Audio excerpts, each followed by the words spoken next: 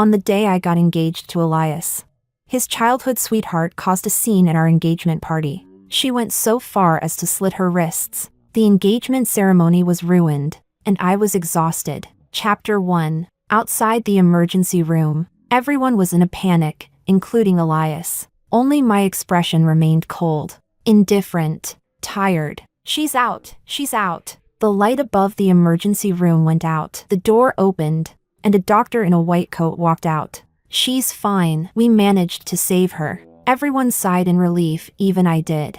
I took off the white veil from my head, held it in my hand, and dragged my long skirt as I walked toward Elias, who was still catching his breath. When he saw me, he reached for my hand, a weary smile on his face. Thank God she's okay. Yes. Thank God. If something really had happened, Elias wouldn't be able to live with it, and neither would I. After all, I'm not the kind of person who would force someone to die for the sake of love. At his parents' insistence, Elias went with Amelia to her hospital room, while I sat slumped in the corridor, leaning against the cold wall. Soon, 4 people stood before me. Amelia's mother's eyes were red. Eva, I know you're a good girl, but you've seen how deeply Amelia loves Elias. If you stay with him, who knows if next time she'll even survive. Amelia's father glared at me with open hostility. Amelia and Elias grew up together. We always thought they'd end up together. Elias chose you only because he's young and impulsive. Once he matures, he'll go back to Amelia. Elias's mother looked at me with pleading eyes. I know this isn't fair to you, but can't you please let Elias and Amelia be together? I know my son, he may act indifferent, but he's dying inside. They've been close since they were kids. Elias's father grumbled angrily, his tone full of reproach. I told you before they shouldn't be together. But you insisted young people should make their own choices. Now look what's happened. This is all you're doing.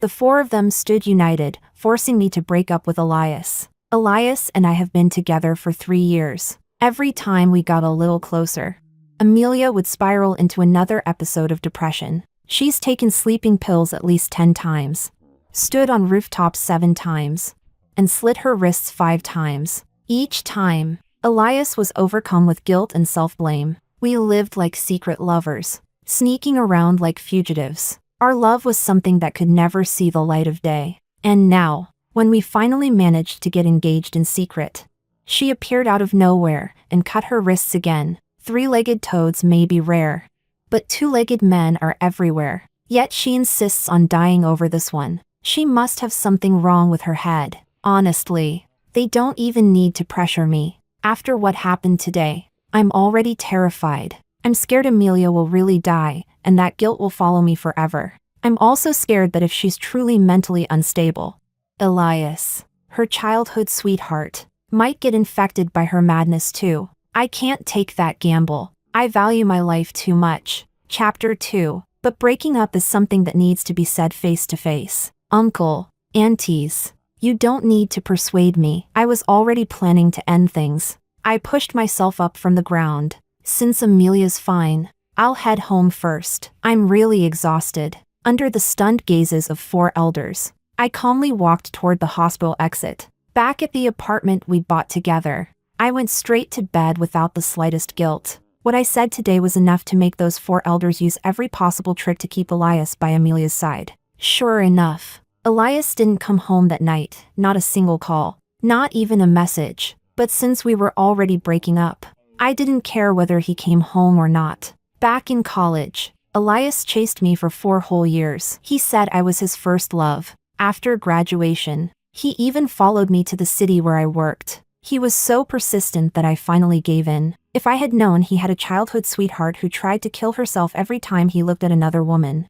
I wouldn't have dated him even if someone paid me. 3 days later, Elias finally came back. He looked haggard, his face drawn and pale. When he saw me, his eyes were filled with hurt. Eva, I'm so tired. Seeing his exhaustion and need for comfort, I hesitated for a second, but I knew staying with him meant living in constant fear. The weariness came flooding back. If you don't cut it clean, chaos will follow. I took off my ring and handed it to him. Elias, we're not right for each other. Let's just end it. His tired expression froze. replaced by shock, as if a bucket of ice water had been poured over his head. He grabbed my hand tightly. Eva? What are you saying? End it? Because I haven't been home these days? Listen to me, Amelia. I yanked my hand back, almost dropping the ring. Stop. Don't mention Amelia. Every time you say her name, I feel physically sick, and seeing you makes it worse. I brushed past him and went to the walk-in closet, pulling out the biggest suitcase I had. This has nothing to do with your precious childhood sweetheart. I just think being with you shortens my life expectancy. He blocked the doorway, his tall frame full of tension, his eyes red. Shortens your life? Eva, we've been together 7 years, 4 in college, 3 after, and just because I took care of Amelia, you want to erase everything? Don't you know how much I love you? I laughed coldly, shoving clothes into the suitcase. Elias, your love is too heavy. It comes with a bonus, a childhood sweetheart who might slit her wrists any moment. Your love means living every day under the shadow of. If she really dies, we'll be the ones to blame. Sorry. I value my life too much to play this kind of thrill-seeking game. I zipped the suitcase shut with a sharp, metallic sound. The ring's yours. Let's end this cleanly. As for this apartment, live here if you want. Sell it if you don't. Just transfer me half of what it's worth. I don't agree, he growled, grabbing the suitcase handle. Why do you get to say it's over? Amelia tried to kill herself. We grew up together. I can't ignore her. What did I do wrong? Because I spent a few days taking care of her? She almost died. Eva, can't you stop being so cold-blooded? I almost laughed out of anger, yanking the handle back. But he wouldn't let go. Fine. I'm cold-blooded, Elias. Let me tell you something, I've had enough. I've had enough of your self-destructive sweetheart. To protect her fragile feelings, I've turned into the mistress who has to hide in the dark. I've had enough of you rushing to her side every time she flinches, leaving me behind like I don't exist. I've had enough of both your families looking at me like I'm the homewrecker who forced myself into your lives. And I've really had enough of living in fear. Terrified that one day I'll open my phone and see the headline Amelia's suicide attempt succeeds. And everyone, including you, will look at me with that "it's all your fault" stare. Elias, your love is poison wrapped in sugar, and I'm afraid of dying, so I'm done eating it. I dropped the suitcase and reached for another bag to pack my valuables. Let go, or I'll call the police and report you for unlawful confinement. He froze, his hand tightening and loosening again, torn between pain and confusion. It's not like that.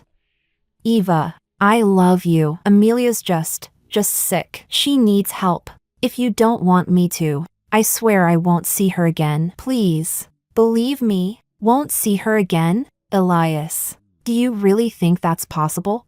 With your endless tolerance and your family's blind indulgence, you'll never get rid of her, not in this lifetime. I've figured it out. Being with me only triggers her. The best solution is for us to separate. That way she won't keep trying to die. You won't be exhausted.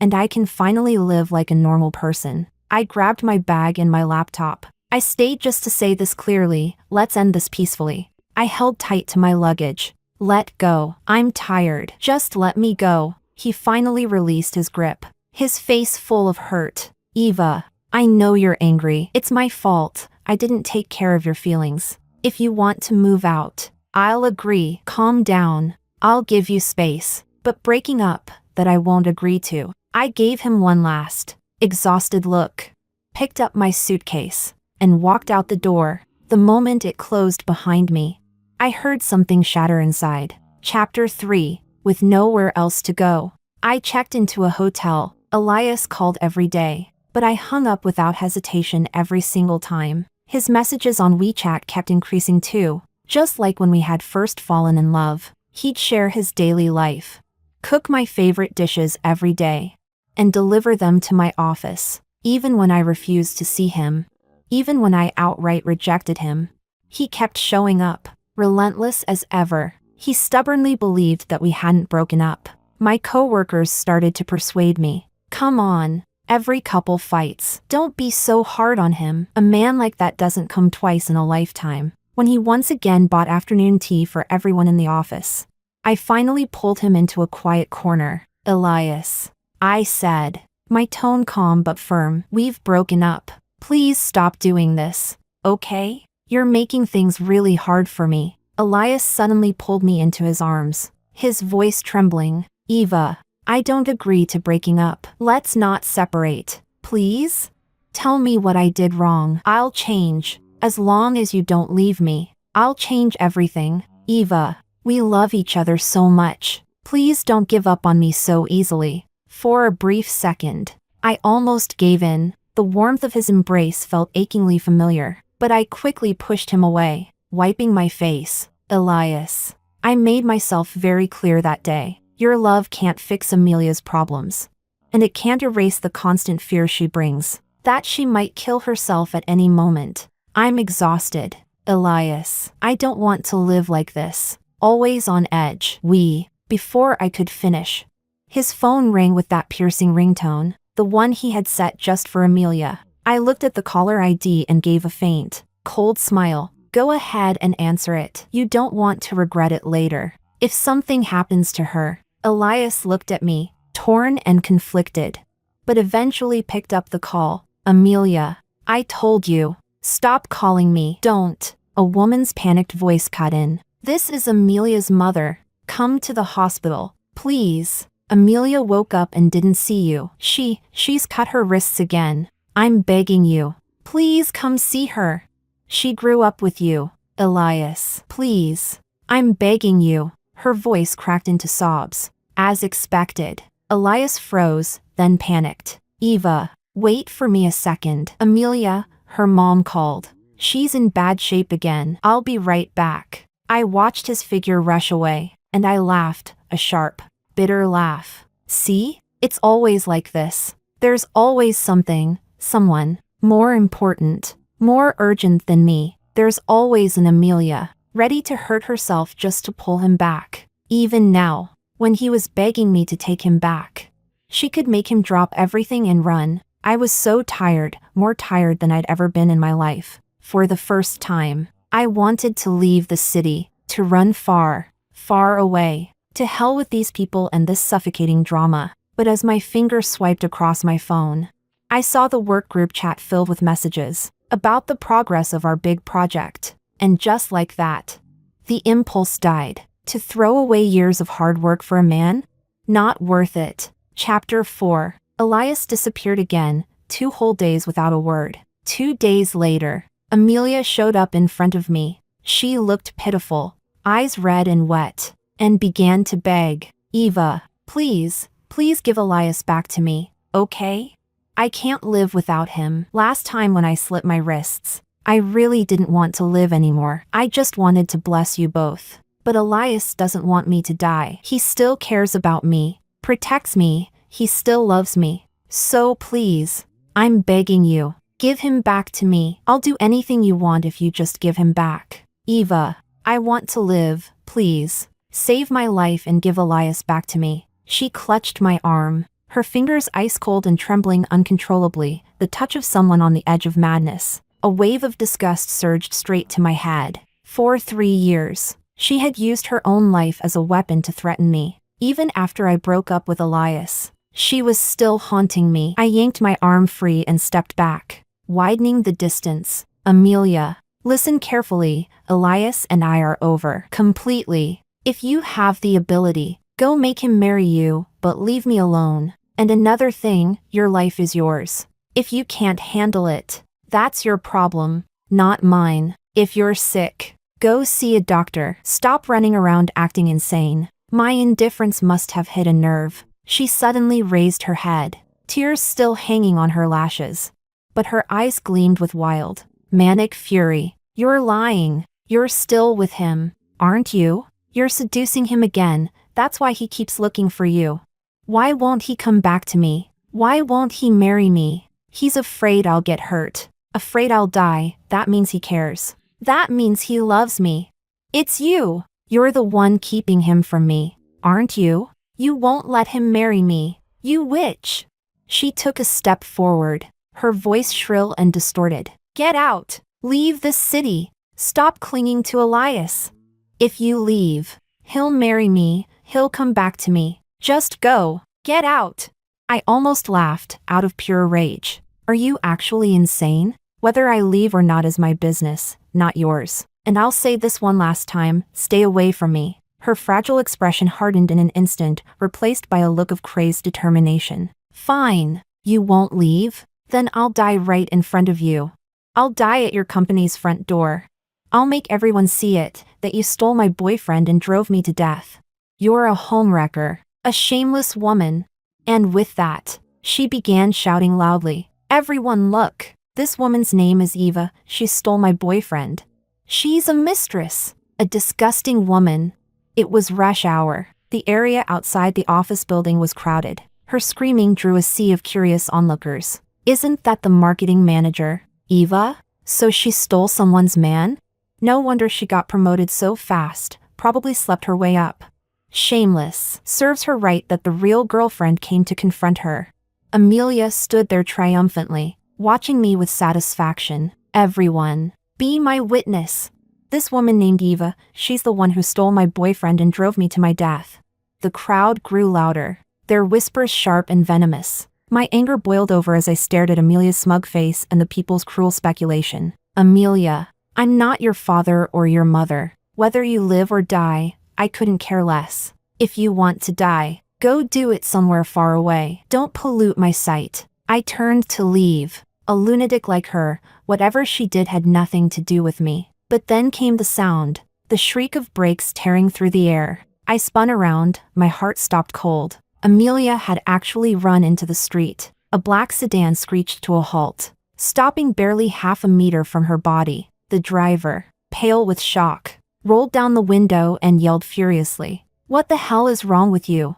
If you want to die, go do it somewhere else. Don't drag me into it. Amelia collapsed in the middle of the road, her face white as a ghost, trembling uncontrollably. Chapter 5. Amelia! A familiar, heart-wrenching roar tore through the air. Elias rushed forward like a gust of wind, grabbing the limp Amelia from the middle of the street and dragging her back to the curb. He held her tightly, trembling as he checked her all over. Amelia, are you okay? Did you get hurt? Don't be scared. Don't be scared. Then he suddenly looked up, right at me, still frozen where I stood. Those eyes that had once been full of tenderness and love now burned with fury, disappointment, and something even deeper. Hatred. Eva, what did you do to Amelia? She was getting better. She promised me she wouldn't hurt herself again. She said she was coming to apologize to you. So why would she suddenly want to die again? What did you do? Did you trigger her? Even if it's all my fault. She's sick. Eva, how could you provoke her? The people around us started whispering. I heard that woman say it herself. She told the lady to go die somewhere else so she wouldn't have to look at her. Yeah, I didn't expect it. Such a pretty face. But such a poisonous heart. If she hadn't said that, the poor girl wouldn't have run into traffic. Elias stared at me in disbelief. Eva, when did you become so cruel? Do you hate her that much, hate her enough to drive her to death? In his arms, Amelia sobbed softly, her fingers clutching his shirt like it was her lifeline. She didn't run into the street early, nor late, only the moment Elias appeared. She did this to herself, not because of me. So why was I the one being blamed? The humiliation of being wronged, the rage of being misunderstood, the years of suppressed frustration, they all exploded inside my chest like a volcano, burning everything in their path. Watching him hold her, hearing his blind accusations, seeing that unmistakable look in his eyes, the look that said you're the murderer, something inside me snapped. Elias, are you ****ing blind? It was her. That lunatic came to me begging me to give you back to her. I told her we broke up and told her to get lost, and she lost it again. Ran straight into traffic. She wanted to die in front of me, that's on her. What did you expect me to do? Get on my knees and beg her not to? Whether she lives or dies. What the hell does that have to do with me? I'm not her damn mother. Elias froze, stunned by my outburst, then instinctively retorted. She's sick. You should have gone easy on her. What she? Rage surged through me, burning up every last shred of restraint. My hands trembled as I pointed at the two of them. You two, one's got water in her brain. The other's been kicked in the head by a donkey. You're a match made in hell, a perfect pair of lunatics. Both sick. And not just a little. And you, Elias, this pathetic woman's constant suicide drama is all your fault. You've spoiled her rotten. You know she's mentally unstable, and yet you keep enabling her without limits. She throws a tantrum, and you feel sorry for her. She cries, and you compromise. She slits her wrists, and you drop everything, even your fiancé, just to stay by her side. Now she runs into traffic. And there you go again, rushing in like some damn savior. If you care about her that much, if you can't let her go, then why the hell did you chase me? Why drag me into this cesspool you two call love? I suddenly swung my finger toward Amelia, who shrank back into Elias's arms in fright. And you, Amelia, other than using your pathetic life as a weapon, what else are you capable of? Sleeping pills, jumping off buildings, cutting your wrists, and now what? Car accidents? You think the world will stop spinning when you die?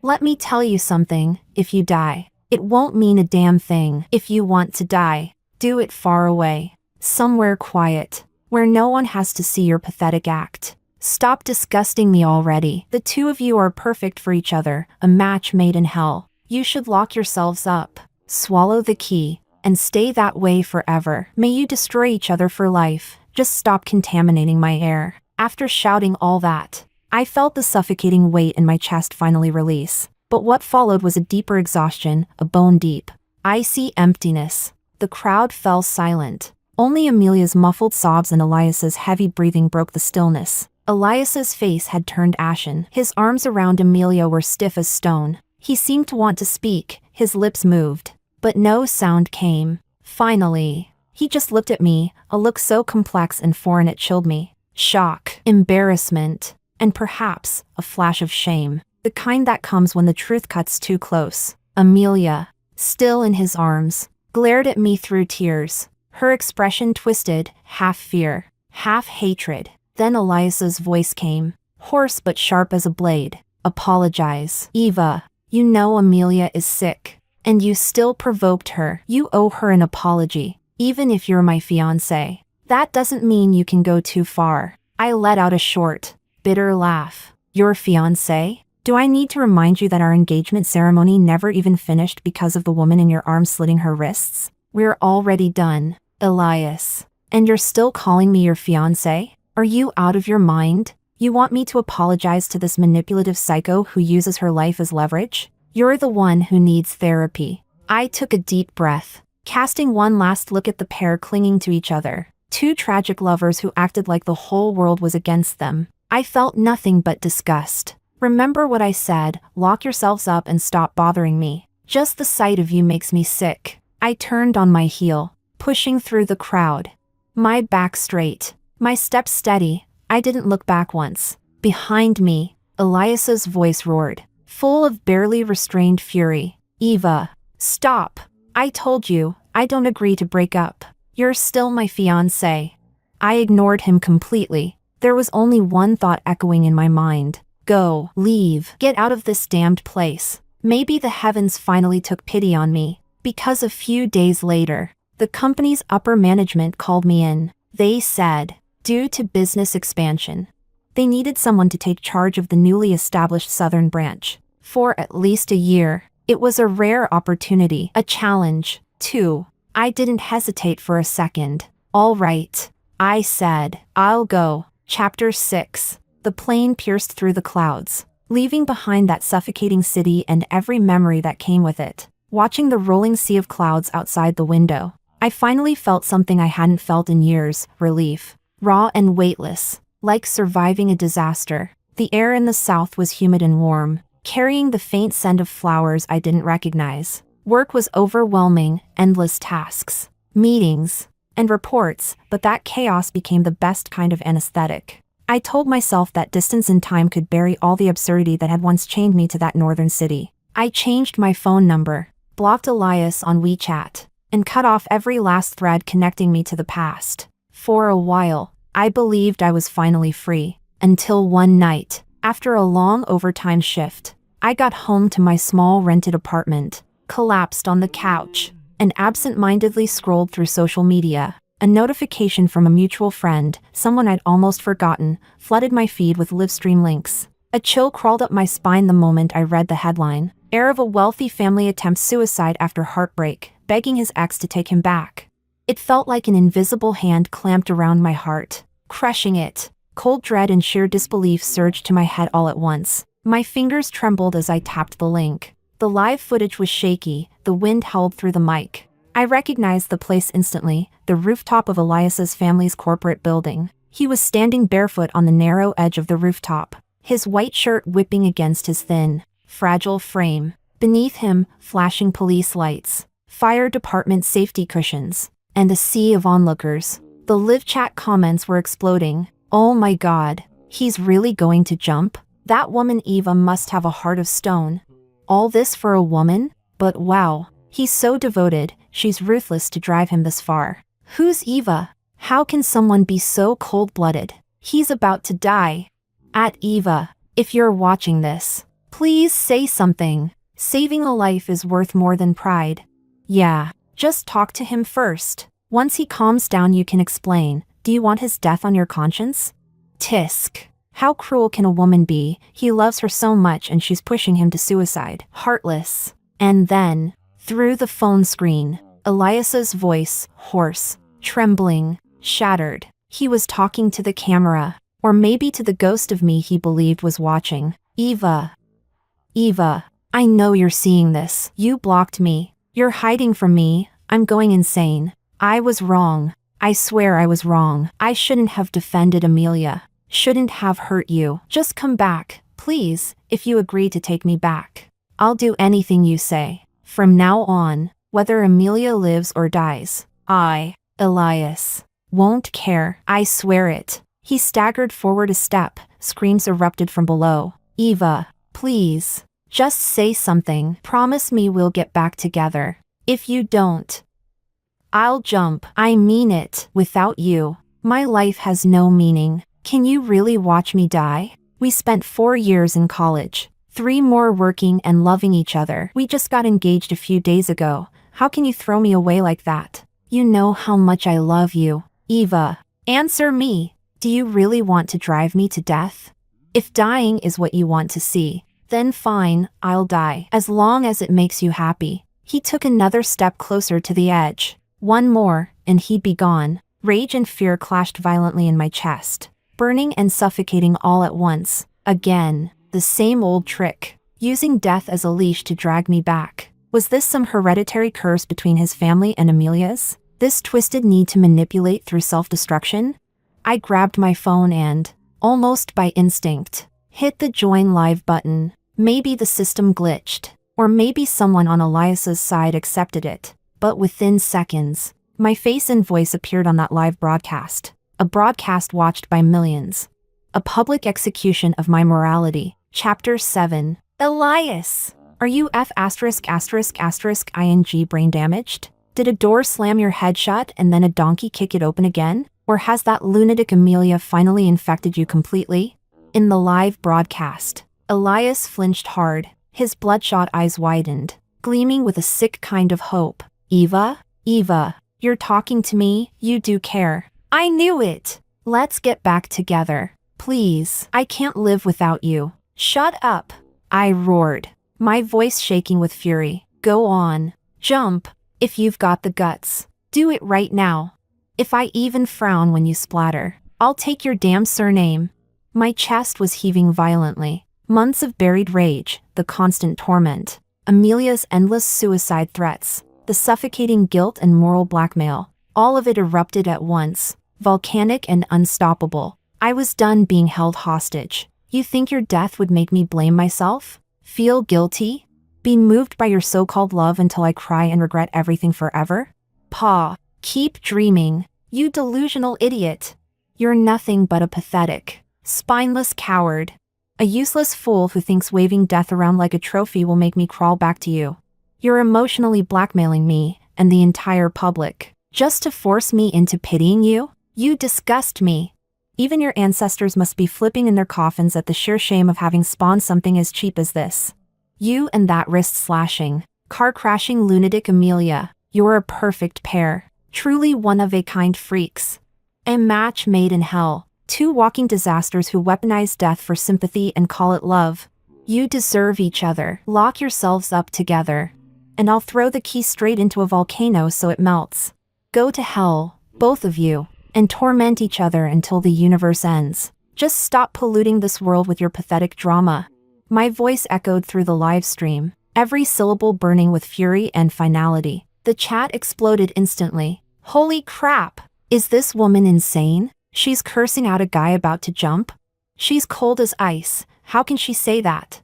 Okay, sure. What he did was emotional blackmail, but damn, this woman's mouth is vicious. Isn't she afraid she'll push him over the edge? She'll regret it forever if he really jumps. That's it. She pushed him too far. He's definitely going to jump now. She's heartless. How can she be so cold? No compassion at all? If a man loved me like that, I'd have said yes ages ago. Honestly, they're both insane. Lock them up together and throw away the key. The comments scrolled endlessly across the live chat. Elias's faint spark of hope froze on his face. His eyes turned hollow, blank, lifeless, as if his soul had been pulled right out of him. Eva, you really hate me that much?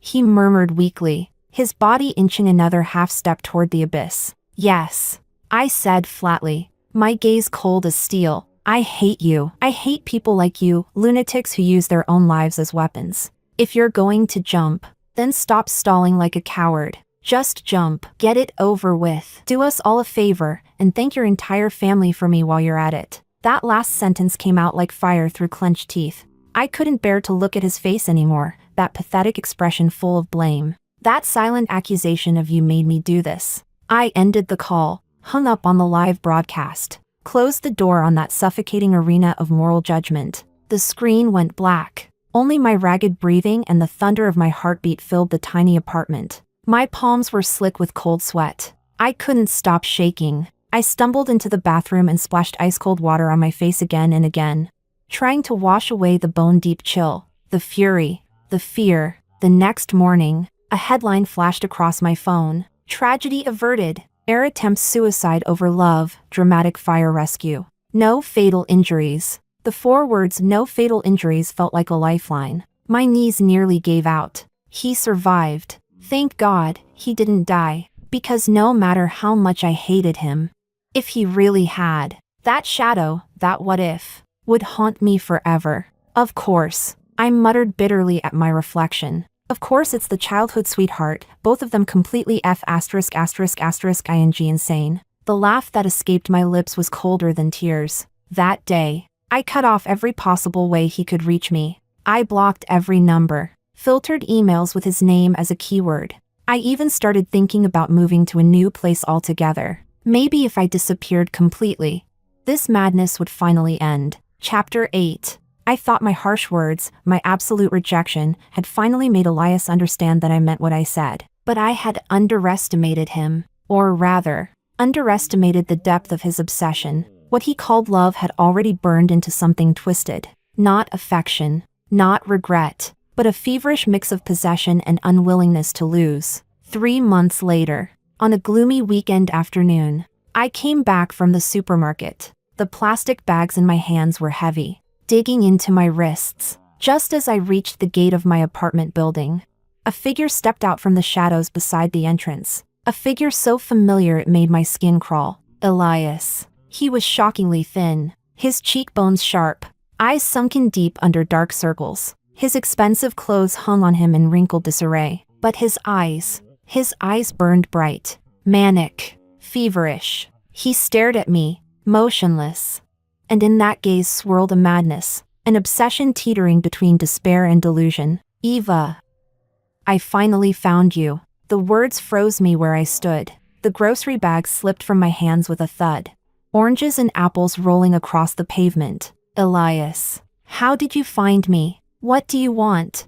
My voice was sharp, trembling. I took an instinctive step back, hand groping inside my purse for my phone, ready to call the police. Don't be afraid. Eva, please. I won't hurt you. I was wrong. I know I was wrong. I shouldn't have pushed you. But I love you. I don't know what else to do to make you stay. He took a quick step forward, and then, with a dull thud, dropped to his knees. Eva, please don't call the police. Just let me finish. He looked up at me, those once proud eyes now brimming with tears. I know I was wrong, horribly wrong. I was an idiot, a coward. I shouldn't have let Amelia control me. I shouldn't have hurt you over and over again. I love you, Eva, I really do, down to the bone. He shuffled forward on his knees, grabbing the hem of my jeans with trembling hands. These past 3 months have been hell. Not hearing from you, not seeing you. I thought I was going insane. I tried to forget you, to start over. But I can't. When I close my eyes, it's you. When I open them, it's still you. You're carved into my soul like a brand I can't erase. He began pounding his chest with his fist, the sound heavy, desperate. Eva, look at me. I don't want anything else anymore. The company? To hell with it. My family? I don't care. Amelia? I told her it's over, completely. I only want you. If you'll just come back to me, he said hoarsely, voice trembling. We can leave this place, go somewhere no one knows us. Just the two of us. We'll start over. Eva, please. I'll spend the rest of my life making it up to you. I'll use my life to prove it. I'll love you. Only you. He knelt there, tears and snot running down his face, his once proud posture crumbling into the dust. Every word he spoke dredged up the fragments of warmth we once shared, fragments I had buried deep under the ruins of his obsession. The clumsy way he'd courted me when we first met. The secret milk tea he used to order for me in college. The way he had chased me across cities after graduation, saying I was his first and only love. All those things that were once real, once tender, now reeked like poison seeping through the cracks, turning the air heavy and suffocating. And yet, it would have been a lie to say I felt nothing. My chest tightened sharply, as though an invisible hand had reached inside and squeezed my heart until it hurt. The ache spread, dull and sour, a ghost of what used to be. Looking at him now, his pitiful desperation, his eyes swollen with pain, and those nostalgic memories shimmering faintly like dust in sunlight, a wave of emotion surged up from somewhere I thought long dead. Pity? Sorrow? Or perhaps that faint ripple, that almost forgotten trace of feeling buried for too long under all the madness? My body went rigid, my lips parted, the cold get lost rising to the tip of my tongue. But for a moment, it caught in my throat, a crack, small, fragile, split through the ice of my resolve. Just a flicker of hesitation, like the first fracture on a frozen lake. And in that exact instant, as my heart faltered, as my mind slipped for the briefest breath, Elias! Chapter 9. Out of nowhere, a flash of white burst from the bushes like a bullet. Amelia. Elias! You don't want me anymore? You'd throw away your family for that bitch? Then what's the point of me living? Her scream was shrill, distorted by rage, despair, and sheer madness. Before Elias could react, before my brain even caught up to what my eyes were seeing, she was already in front of him. Her right hand shot up. In it, a box cutter, the blade gleaming coldly under the weak afternoon light. No. Amelia! Stop! Elias shouted, panic tearing through his voice as he tried to stand. Too late. SSSK. Amelia slashed down with brutal precision, the blade carving deep into the pale flesh of her wrist. It wasn't a cut, it was a gash. Blood didn't flow out. It sprayed, bright red, shockingly vivid, splattering across her white dress, dripping in rhythmic beats onto the gray pavement. The world seemed to freeze. Elias's face, twisted in horror, his mouth open in a silent scream, turned to stone. His eyes bulged as if they would burst from their sockets. He stared at the fountain of blood pulsing from Amelia's wrist like his entire universe had just collapsed. But Amelia didn't even flinch. She shook her arm, scattering drops of blood everywhere. Her face was pale but eerily serene, twisted into a grotesque smile of triumph. Her voice trembled, faint with shock and blood loss. Elias, see? She doesn't love you. She hesitated. She despises you. Only me, only I am willing to bleed for you, to die for you. My blood, my life, they're yours. Her body swayed, color draining from her face. Yet her eyes, wild and bright, locked greedily on Elias. Eyes that wanted to drag him down into hell with her. Aya! Elias's scream shattered the frozen air. It wasn't just horror, it was the howl of a man finally breaking. He sprang up like a cornered animal gone berserk. Not toward me, but toward her. His hands tore through his own hair, yanking it in violent handfuls. Amelia, what the fuck do you want from me? Are you insane? Do you want to kill me? Is that it? Is that what you want? He lunged forward, grabbing her bleeding wrist, pressing hard on the wound to stop the blood. Please, I'm begging you. Amelia, just stop. Let me go. Please let me go. What will it take for you to stop? Do you want me to die in front of you? Huh? Is that what you want? Amelia whimpered in pain but still leaned toward him, her voice faint and delirious. I just want to be with you. Elias, don't leave me. Every drop of blood in my body turned to ice. That tiny flicker of hesitation I'd felt a moment ago, gone, washed away completely by the sight of that gushing blood. By this grotesque theater of obsession, all that remained inside me was an abyssal coldness, a numbness so deep it felt like my soul had left my body. I didn't bend down to pick up the groceries scattered across the pavement. With stiff, trembling fingers, I pulled out my phone, dialed the police. Then I turned around. No running, no screaming, just walking, slow, mechanical steps toward the building's cold metal gate. The sensor light blinked green. The door slid open silently. I stepped inside. Didn't look back. Didn't watch as those two star-crossed lovers writhed and screamed in their shared pool of blood. Behind me, the heavy gate slid shut, sealing off the stench of blood, the shrill screams, and everything else that still belonged to that madness. I drew a deep breath. But instead of air, it felt like I was swallowing shards of glass. My body trembled uncontrollably, not just from fear, from exhaustion, the kind that empties you out from the inside, the kind that comes from staring straight into the face of human insanity, and realizing how bottomless it truly is. Chapter 10. The police and ambulance came. They took Amelia and a shattered Elias away. The property manager, pale and trembling, came to ask what had happened. I brushed him off with a few words. Just an unstable stranger causing trouble. And like that, the world seemed to slide back into order. Calm, deceptive, temporary. But I knew this peace was only a pause, a surface that could shatter at any time. If Elias found me once, he could find me again. And Amelia, the wound on her wrist, that deep gash where bone had gleamed white, it would become another shackle around Elias's neck. And a new weapon for her madness. They were two vines tangled around each other, poisonous and unbreakable, choking everything in their path. And I was just the unfortunate one caught in their thorns. True fear doesn't come from the flash of a blade, or the sight of blood spurting in the air. It comes from the knowing that you've been marked by someone who will never stop.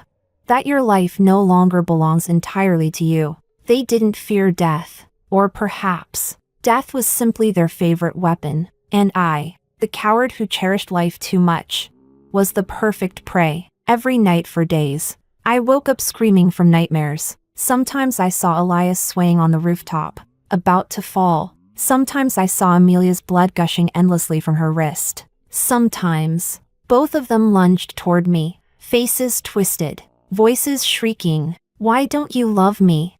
Why won't you let us be together?" Exhaustion, not the kind that sleep could cure, but a weight pressing down from inside my chest, smothering every breath. Should I call the police? Report him for harassment? Threats? Yes, I could. But proof? This kind of emotional entanglement, half love, half insanity, slipped too easily through the cracks of the law. And if I pushed too hard, he might snap completely. He might retaliate. He might really die and drag me down with him. Run away again? Change cities? Abandon the job I'd fought so hard to secure? Live like a rat, darting from shadows, afraid of every noise? Why should I?